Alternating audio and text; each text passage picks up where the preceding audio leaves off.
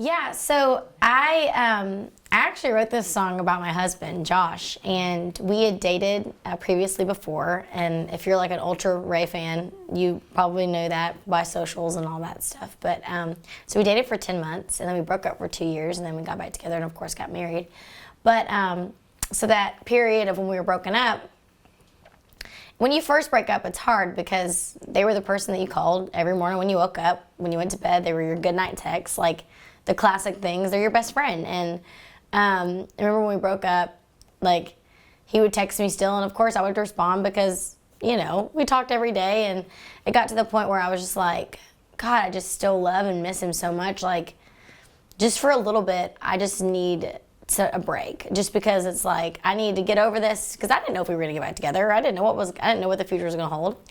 And so I kind of wrote this song. It was like an inspiring thing for me. Like, I'm not his lonely call. Like, I'm not clearly over this. Like, the only way I can get over this is if like he quits contacting me.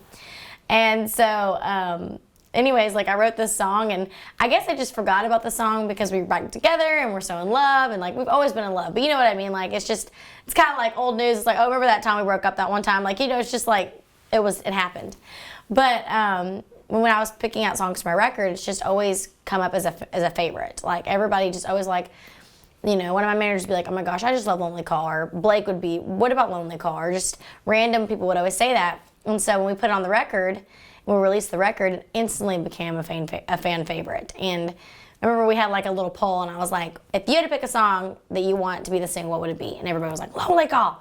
And so that's what we did.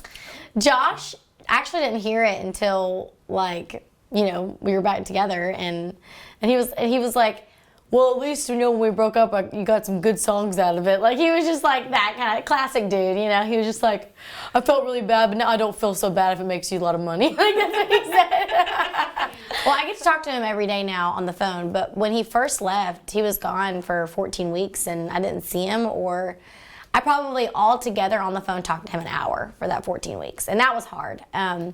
But, you know, you really lean on the love that you have for each other, and we sent letters back and forth, which was hard when you wouldn't get a letter one day, but then awesome because there was nothing like, I've literally never checked my mail that much. My mailman thought I was crazy probably. He's like, she went from never checking her mail to always checking her mail. What the hell, you know? Like, but it's so awesome to have something that you can touch and look at and read every day that I'm going to be able to give our kids one day. Like, we lose, you know, we've lost that art of just like the butterflies of sending letters, and you know, a guy having to call the house phone and talk to the parents before they talk to the girl. Like, those little things that those little obstacles that you'd have to go through of just pursuing somebody, or you know, just being in a relationship with somebody.